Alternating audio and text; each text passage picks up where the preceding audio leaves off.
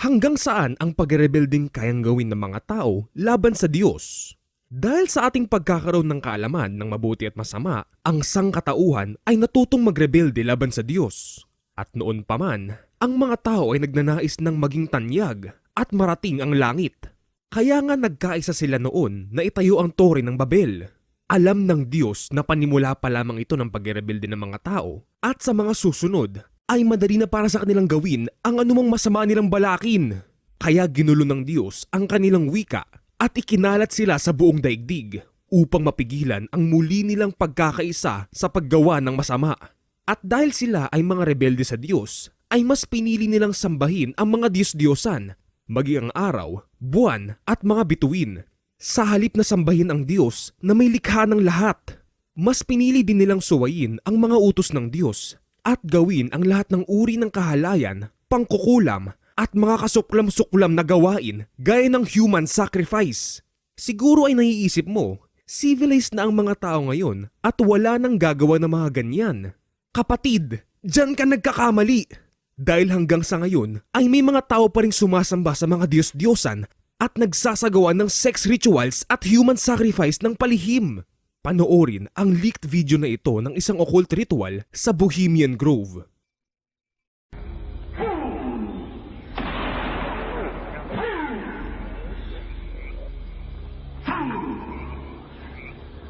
When will ye learn that me ye cannot slay? Year after year ye burn me in this grove, lifting your puny shouts of triumph to the stars.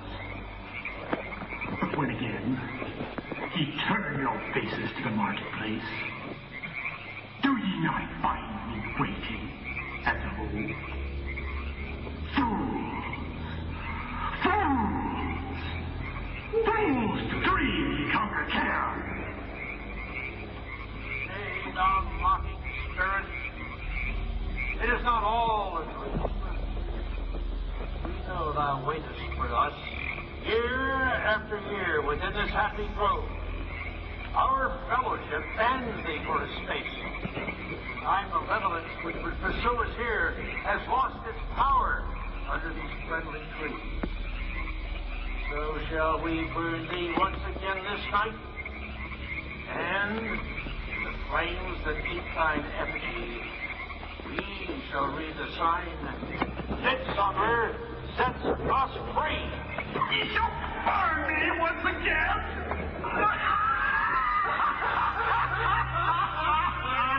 Not with these flames, which hither ye have brought from regions where I reign. Ye fools and priests, I spit upon your fire. Hail fellowship's eternal flame.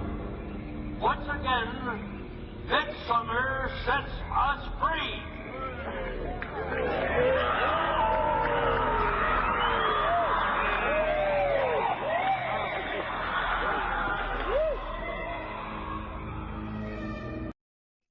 Ito naman ang leaked video ni Angelina Jolie habang kinikwento ang kanyang karanasan sa isang occult sex ritual.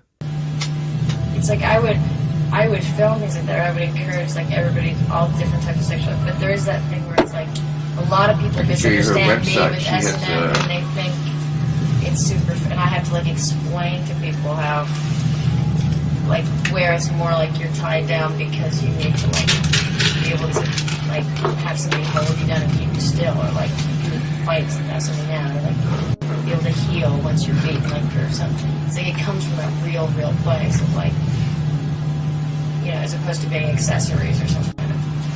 It's like with tattoos or things. Like I've always gotten them. There's like that time where everybody's like, "Oh, I have tattoos," and after a while, you're like, you can explain them and they can mean it. It's just it comes from that real place. Tunay ngang walang lihim na hindi mabubunyag dahil ang mga kasuklam-suklam na gawain ng mga taong ito ay na-expose na at hindi na nila maitatago. Nagsasagawa rin sila ng witchcraft at necromancy upang makipag-usap sa mga familiar spirits at maposes ng spirit of divination na siyang nagbibigay sa kanila ng kakayahang manghula. Kasama na ang numerology, palm reading at astrology. May ginagamit din silang mga charms at kristal at mga bertud na nagbibigay di umano sa kanila ng swerte o kapangyarihan. Naniniwala din sila na tuwing alas 3 ng madaling araw ang peak ng supernatural activity. Kaya sa ganitong oras nila madalas gawin ang kanilang mga ritual. Bakit 3 a.m.? Dahil 3 a.m. ang kabaliktaran ng 3 p.m. na siyang pinaniniwala ang oras ng pagkamatay ng ating Panginoong Hesus sa krus. Sa pamamagitan ng sorcery ay nagagawa rin nilang mag-perform ng mga di maipaliwanag na magic tricks. Kaya wag po nating tangkilikin ang mga manghuhula, mangkukulam, fake healers, feng shui experts o magicians. Dahil ang lahat ng mga gawaing ito ay mahigpit na ipinagbabawal sa atin ng Diyos. Kaya nga dapat din po nating iwasan ang mga palabas o pelikula na may temang magic o witchcraft, lalo na sa mga bata. Huwag niyo po itong ipanood. Dahil ang mga palabas na ito ay kinokondisyon ng kanilang mga isip na ang masama ay mabuti at ang mabuti ay masama.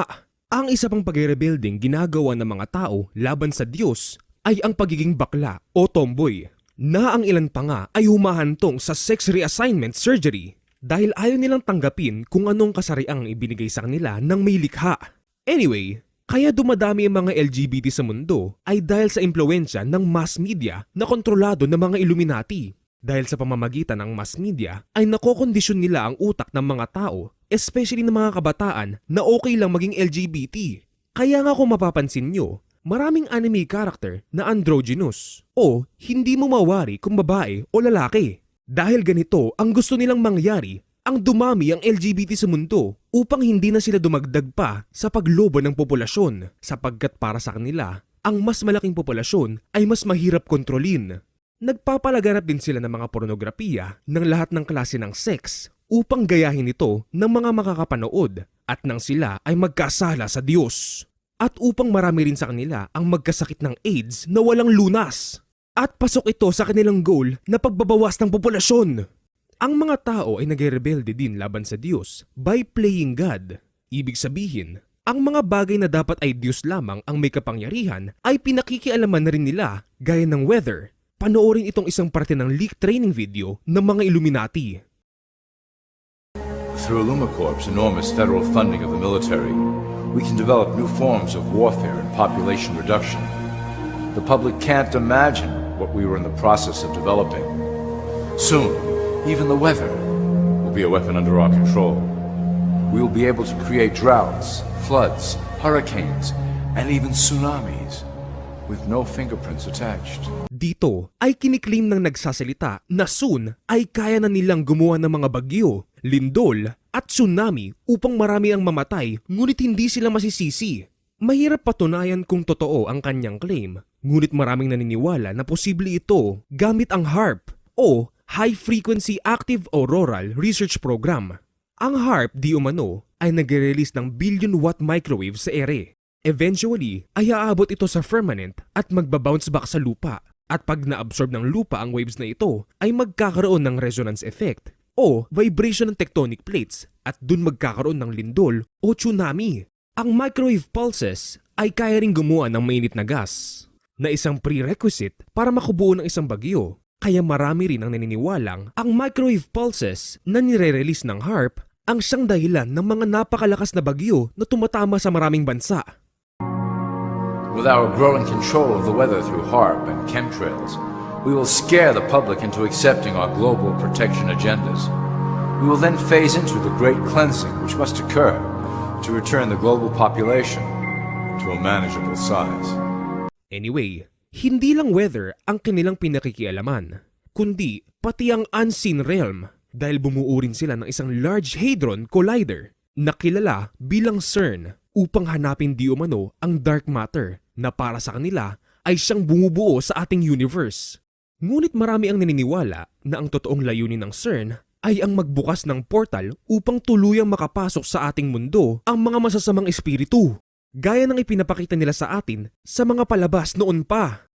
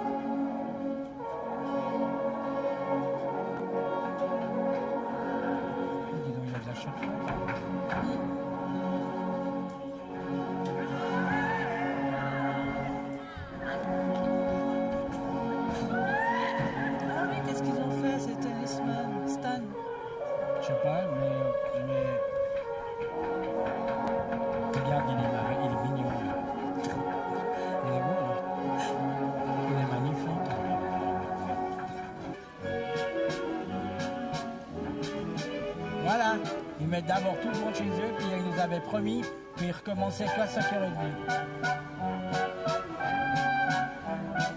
Monsieur Solari, Monsieur Solari.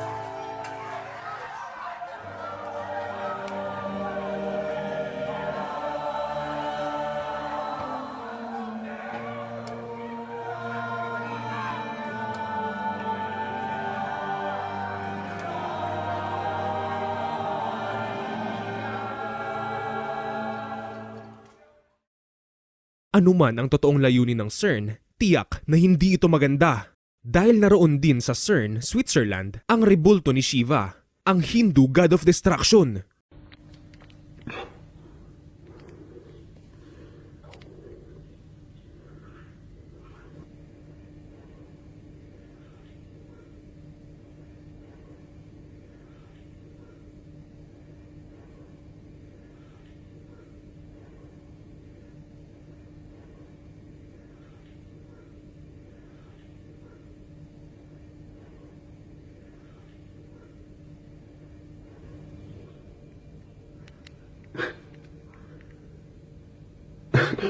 What the fuck?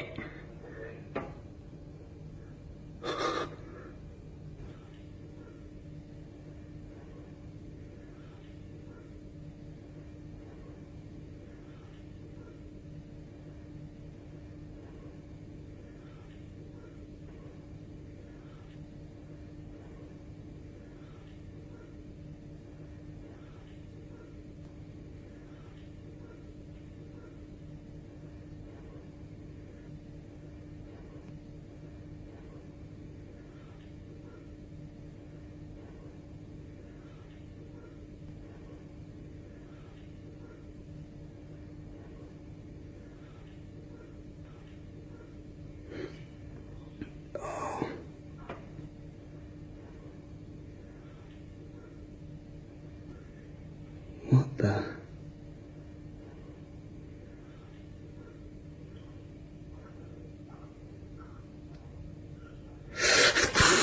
Fuck! Shit! Fuck!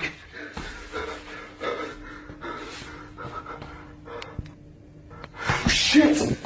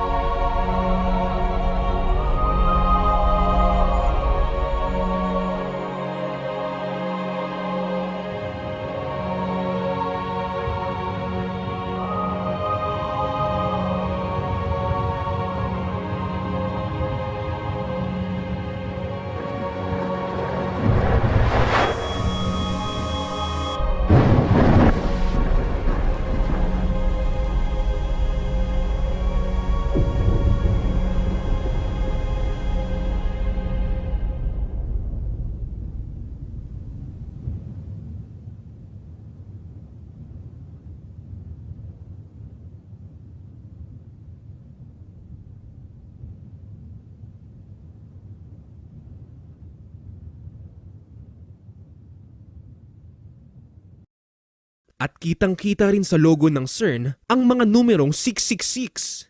Hindi pa sila nakontento sa weather at unseen realm dahil pati ang halaman, hayop at mga tao ay ginagawa nilang GMO o genetically modified organisms. Pansinin ang mga saging na ito. Alin kaya dito ang natural at alin ang GMO? Itong saging na nasa kanan ang GMO. Mas malaki ito at mas makinis kaysa sa natural na saging. Kaya usually ay ito ang madalas nating bilhin. Ngunit hindi mo ba alam na ang mga GMO foods ay may mga long-term side effects gaya ng toxicity, allergic reactions, antibiotic resistance, immunosuppression, cancer, at loss of nutrition? Ibig sabihin, maliban sa junk foods at processed foods, ay unti-unti rin nilang binabawasan ang populasyon sa pamamagitan ng mga artipisyal na pagkain. Sa mga hayop naman, ay marami na silang nagawang mga eksperimento kung saan pinaghahalo nila ang genes ng tao at ng mga hayop upang makagawa ng mga hybrid o chimera. Kaya na rin lang di umano gumawa ng mga designer babies sa pamamagitan ng CRISPR technology, isang uri ng gene editing kung saan mapipili ng magulang ang magiging itsura ng kanyang baby at magiging resistant rin di umano ang baby na ito sa mga sakit gaya ng AIDS. Sadyang sobrang sama na po talaga ng mundo at umabot na sa sukdulan ang pagre-rebelde ng mga tao dahil maging ang templo ng Diyos ay binababoy na nila at wala silang pakialam kung mapapahamak man ang ibang tao sa mga ginagawa nila. Ganyan po ang gawain ng mga scientist na hindi naniniwala sa Diyos. Para naman sa mga bulag pa rin sa katotohanan, matapos mong mapanood ito, kung inaakala mo pa rin hindi ka kailanman ipapahamak ng mga nakakataas, ay dyan ka nagkakamali. Dahil may kasama po tayong diablo sa mundong ito at kumikilos siya sa pamamagitan ng kanyang mga kampon. Ngunit kung isa kang tunay na Kristiyano ay hindi ka dapat matakot sa kanila dahil kakampi natin ng Diyos, ang Alpha at ang Omega. At noon pa man ay iniingatan na niya tayo sa lahat ng masasama. Kaya huwag kang mangamba dahil ang Espiritu ng Diyos na nasa atin ay mas makapangyarihan kaysa sa Espiritong nasa mga makasanlibutan. Maraming salamat sa panonood at God bless you.